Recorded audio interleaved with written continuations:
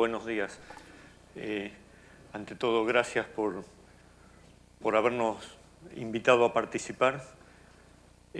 Como decía María, Coarco hace poco tiempo que incursiona en este tema de tunelería.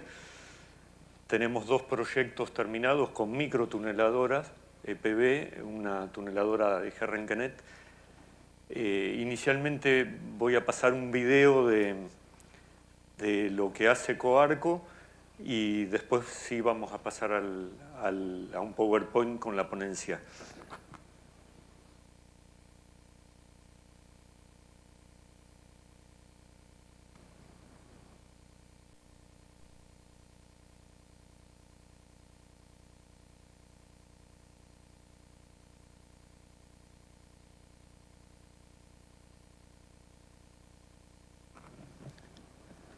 Bueno, como decía ahí en el video, en este momento estamos finalizando la obra denominada Vinculación Troncal a Cuba. Es una obra que estamos haciendo para AISA, saneamiento de un área del partido de Lanús. Esta obra tenía una particularidad.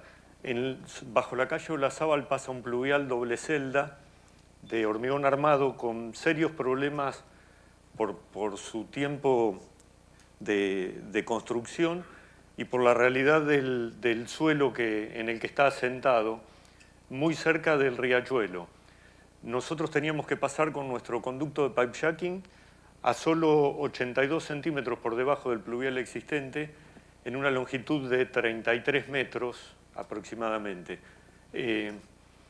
Además, ese suelo tenía presencia permanente de agua y un suelo licuefactible.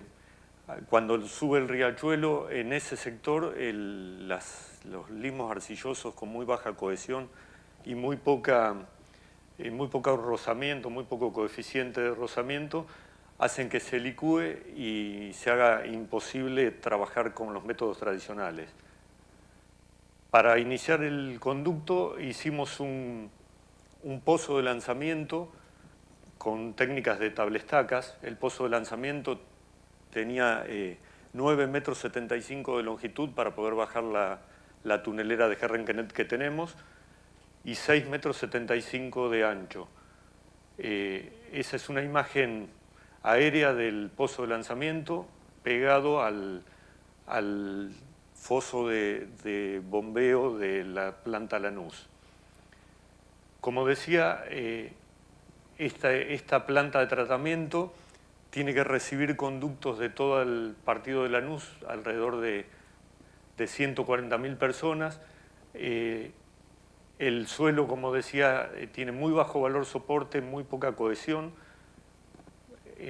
Ahí tienen una característica, esto es un resumen de los ensayos de suelo que tuvimos. Si se fijan, el 86,8% del suelo pasó el tamiz 400. Es un suelo absolutamente fino y que además no tenía cohesión, de muy baja cohesión. Los valores soporte de la mayoría de esas perforaciones que hicimos daban, como está ahí, 4 golpes, 5 golpes. Recién había un suelo de 23 golpes a partir de los 9,55 metros de profundidad y en muchas de las perforaciones hasta 5 metros de basura en lo que es la tapada del paleocauce del río Reconquista.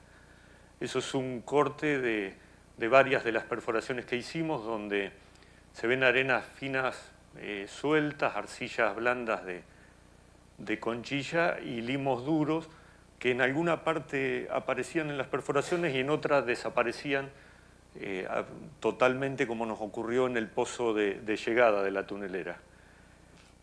El equipo que cuenta Coarco para este tipo de túneles es una tunelera TBM EPB que se adquirió en Herrenkenet. En este momento, con esta máquina ya ejecutamos el proyecto de Tigre de 5.600 metros de longitud. Este proyecto de Lanús, que terminó teniendo 174 metros de longitud, y actualmente estamos ejecutando el proyecto de Villa Fiorito, de Colector Fiorito, que tiene 2.400 metros de longitud. Los moldes con los que estamos fabricando los caños de pipejacking son moldes que se compraron a Casa Grande, también en Alemania. Tenemos grúas, bombas de inyección de lubricante. La máquina que tenemos tiene un torque máximo de 240 toneladas. Estos son todos datos que proveen los fabricantes, pero como comentario les quiero decir que nuestra máquina puede empujar hasta 650 toneladas con los 2 cilindros de empuje que tienen en los pozos de lanzamiento, y podemos replicar esas 600 toneladas con 2 estaciones intermedias de empuje para tramos de longitudes muy largas. En los suelos de esta zona del Gran Buenos Aires, zona sur, y lo mismo nos ocurrió en la zona de San Fernando, no hemos empujado con más de 80 o 100 toneladas, y sí nos ocurre que si deteníamos el proceso de hincado de caños más de 8 horas, teníamos que triplicar la fuerza de empuje para que la tunelera con todo el tren de caños pueda mover. El máximo de empuje que hemos tenido que aplicar anduvo en las 360 toneladas en un tramo que hicimos en San Fernando de 470 metros. Fue el tramo más largo que hicimos con nuestra tunelera. Hicimos también otro tramo de 457 metros. En los dos llegamos aproximadamente 9 milímetros por debajo del eje teórico, lo que demuestra que la precisión de la máquina, excepto que uno no la opere correctamente, da buenos resultados en esas longitudes. Siempre aplicando estaciones intermedias de empuje para poder recuperar el empuje máximo que tiene la máquina. El sistema de lubricación que tenemos permite inyectar bentonita para lubricar el fuste de los caños que vamos colocando, y también, como expusieron en algunas de las ponencias anteriores, utilizamos aditivos, utilizamos espumas y polímeros para acondicionar el suelo y poder trabajar con menor torque y con la posibilidad de que el suelo no pierda ese balance de presión que requieren este tipo de máquinas. La fotografía de la izquierda es el primer módulo de la tunelera. Ese primer módulo tiene la articulación que permite corregir, en el momento que uno está hincando, permite corregir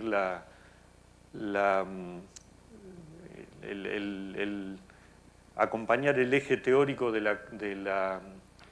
colector. En la segunda fotografía, que es la de la derecha, es el segundo módulo de la tuneladora. Ahí al lado de esa chapa blanca que se ve va sentado el operador de la máquina, y de esa chapa blanca es el final del tornillo que saca el suelo y lo vuelca en una cinta transportadora. Este es el frente de la máquina, donde se pueden ver las herramientas. Nosotros, como les decía, llevamos 2 proyectos terminados y 1 en ejecución, y las herramientas, por el tipo de suelo que tenemos, aún son las herramientas originales de la máquina. Tenemos repuestos de todo tipo, inclusive de las herramientas, pero no hemos tenido necesidad de cambiarlas. La fotografía de la izquierda muestra el comando, la central de comando externa que tiene. El equipo es un contenedor que tiene todos los mandos electrónicos y la posibilidad de, ante problemas de seguridad, operar la máquina desde arriba. La máquina tiene un sistema de guiado láser que, como les decía, en tramos de 470 metros se hace más difícil porque el haz del láser hay que darle mayor intensidad, pero pudimos trabajar sin ningún tipo de problemas, con pendientes de 0,8 o 1 por 1000, que fueron las pendientes de los conductos que instalamos. Una particularidad de la obra de Lanús es que estamos en una zona de suelos contaminados por curtiembres que históricamente estuvieron en la zona. Entonces teníamos necesidad de medir estos 5 gases durante todo el proceso de tuneleo. Para eso utilizamos equipos equipos de mano para el operador que estaba en el pozo y en todos los pozos que tuvimos que hacer y en la propia tunelera, en los que medíamos nivel de explosividad, nivel de oxígeno, monóxido de carbono, ácido sulfhídrico y agregamos ácido cianhídrico, que es un requerimiento que ahora está teniendo, los comitentes están teniendo esta exigencia también. Como decía, para inyectar lubricantes tenemos distintos equipos. El de la izquierda es más chico, permite inyectar bentonita y permite inyectar aditivos, tanto sea espuma como polímeros. El de la derecha es un equipo más grande que se utiliza como tina de preparación. Nuestra máquina trabaja con un grupo electrógeno de 700 kVA y tiene un grupo de 65 kVA de emergencia por si tuviera algún problema el equipo grande. La estación intermedia de empuje que les decía tiene 10 cilindros. Cada cilindro se puede operar independientemente. Uno podría abrir más los de arriba y menos los de abajo si tuviera que corregir el empuje en el túnel. Coarco dispone de 2 estaciones intermedias de empuje, nos permite llegar hasta 500 metros de distancia entre pozo de lanzamiento y pozo de recepción. Y lo de la derecha es un vibrohincador de 52 toneladas que nos permite hincar tablestacas como esas que están en la fotografía, que son tablestacas de 14 metros de largo, para tener coeficientes de seguridad mayores a 2 en la estabilidad de la pared de los pozos. Trabajamos con una grúa de 50 toneladas sobre orugas reticulada y una grúa de 65 toneladas que se puede mover sobre cubiertas. Esta máquina la tuvimos que modificar. Esto es una Komatsu, una PC-35, una máquina chiquita que la utilizamos para excavar los pozos. La tuvimos que transformar en una máquina eléctrica porque no se pueden bajar a espacios confinados equipos con motores a combustión, ya sea gasoil así que esta máquina que anteriormente trabajaba a gasoil hoy tiene un motor eléctrico. Como les decía, los pozos tienen una estructura conformada con tablestacas y vigas. Ahí está el corte a la derecha, vigas de hormigón armado con cáncamos de izaje como si fueran caños que nos permiten armar los pozos y recuperar después todos los materiales en el momento que tenemos que cerrar ese pozo de lanzamiento. En el pozo de recepción el concepto de trabajo es el mismo, pero el pozo es más chico. El de la derecha es el pozo de recepción en Lanús, de la esquina de Olazábal y Florida, y ahí estamos retirando el primer módulo de la tunelera. Las etapas de trabajo con la tunelera están esquematizadas en este plano de Herrenkenet, donde primero se baja el primer módulo, se hinca cuando están los cilindros totalmente extendidos, que nos permite tener 3,40 metros aproximadamente de lugar libre, bajamos el segundo módulo, se sigue hincando y sacando suelo. A partir de ahí se comienza a bajar caños, uno detrás del otro, hasta terminar el túnel. La fotografía de la izquierda es cuando estamos bajando el primer módulo de la tunelera. Ese módulo pesa 27 toneladas. El de atrás, ese segundo módulo, tiene la cinta transportadora para extraer el suelo. Ahí estamos moviendo el interjack. Normalmente el primer interjack se pone 70, 80 metros detrás de la tuneladora y el que le sigue 150 metros detrás como para poder tener empuje. Cada uno de los caños de pipe jacking va pintado con pintura epoxi bituminosa en los 2 tercios superiores y tiene esos ganchos que son solo constructivos porque nosotros necesitamos darle servicio a la máquina. Ahí a la derecha lo que ven arriba como cajas son cajas de inyección de bentonita.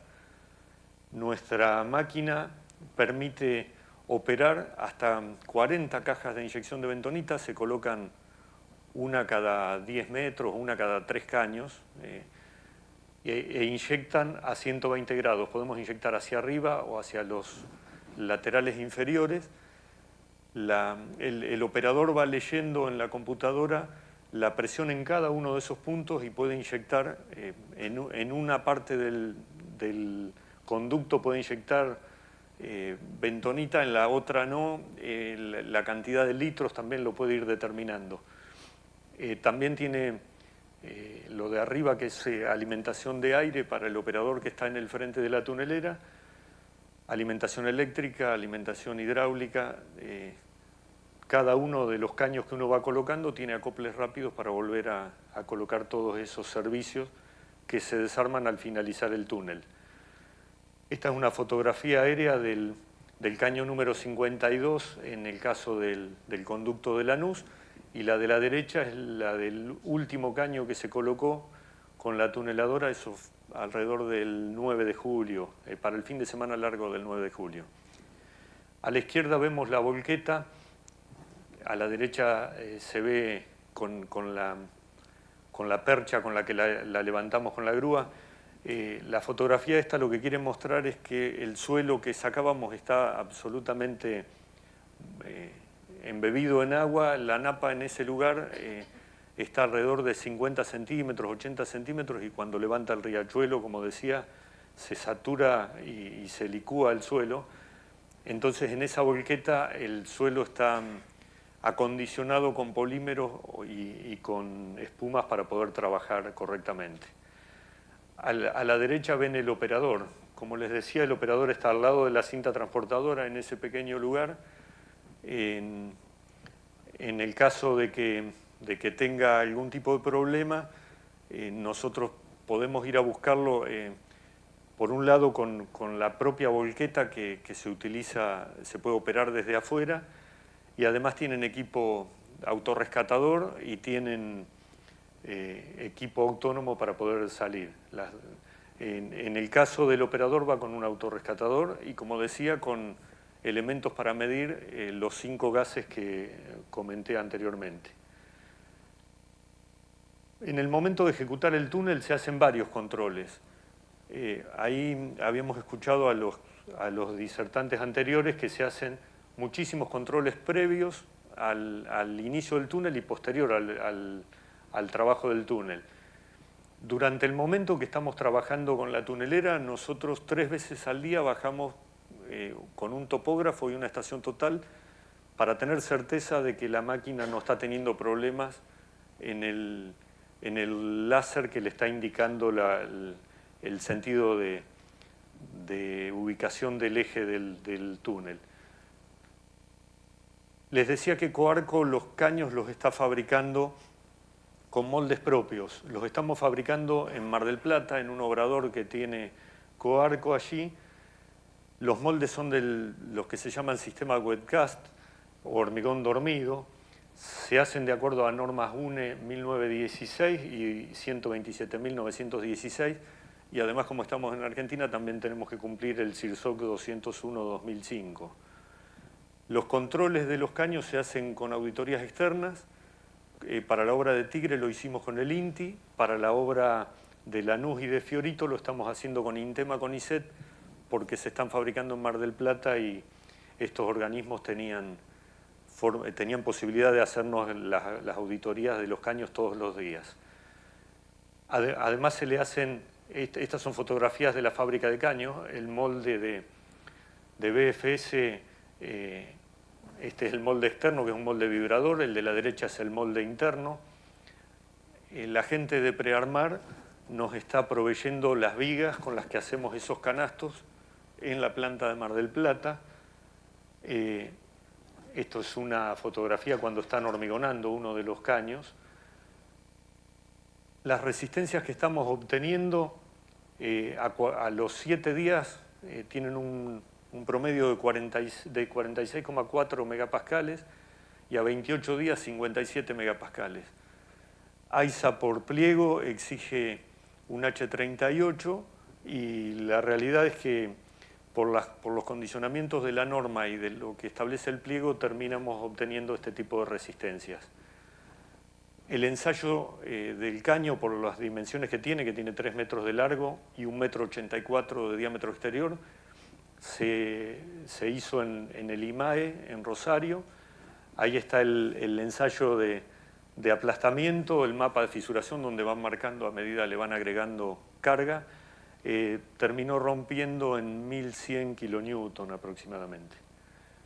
Los tubos llevan un sello de trazabilidad, tienen un número único y además quienes hacen el control externo hacen actas de cada uno de los caños. Coarco tiene certificación ISO 9001 en la fabricación de caños y en la construcción de túnel y también de IQNet. Como les decía, en Tigre tuvimos un proyecto bastante largo en el que hicimos la curva de aprendizaje de los trabajos con tunelera. Como tal curva de aprendizaje nos ocurrieron cosas para las que hoy Coarco está preparado. Por ejemplo, para eso. En el 2014 hubo una inundación extraordinaria. Nosotros en esa esquina teníamos el pozo de lanzamiento de la tunelera. Nos tapó, y no solo que nos tapó, en esa época los pozos los hacíamos con vigas y gunitado. Como hubo que parar las bombas porque la gente del barrio dijo que las bombas nuestras también hacían que no se les vaya el agua de la casa, tuvimos un colapso de la pared lateral eso que se ve al lado del caño blanco abajo son los cilindros de empuje de la tunelera. La tunelera estaba a 330 metros adentro. Tuvimos que entrar con autorrescatador a limpiar. Tuvimos que rehacer esa pared lateral para poder bajar con seguridad a la gente. Recién ahí pudimos volver a armar todo el sistema de empuje. Y cuando quisimos mover la máquina, habían pasado tantos meses, no días, que por supuesto las 600 toneladas de empuje no hicieron posible que la máquina avance. Y como siempre ocurre, la máquina quedó en el peor de los lugares. Eso que se ve a la derecha son todas las interferencias que había donde la máquina había quedado. Así que tuvimos que trabajar con tablestacas y perfiles en un esquema cerrado para poder ir a excavar y recuperar la máquina, que para poder sacarla también fue todo un proceso que tuvimos que trabajar con 3 grúas y recuperar la máquina, que nos llevó 5 meses porque es todo electrónico, hubo que esperar las tarjetas de PLC, hubo que hacerle mantenimiento absolutamente a todo, el motor es eléctrico, así que hubo que desarmarlo, limpiarlo, secarlo y megarlo nuevamente para tener certeza de que si uno le da energía no tengan problemas. Como decía, hoy estamos construyendo el colector Fiorito. El colector Fiorito tiene 2.400 metros de longitud. Estamos con el mismo esquema de pozos con tablestacas y con vigas interiores de hormigón armado. Y además Coarco está en un proceso de adquirir una máquina de 1.300 milímetros de diámetro con sistema Slarry, porque hemos tenido la mejor oferta en una licitación de unos meses atrás para la construcción de un conducto de diámetro nominal 1.300 de 4.216 metros en Esteban Echeverría, donde el suelo es mucho mejor y permite trabajar con el sistema Slarry. Muchísimas gracias por todo.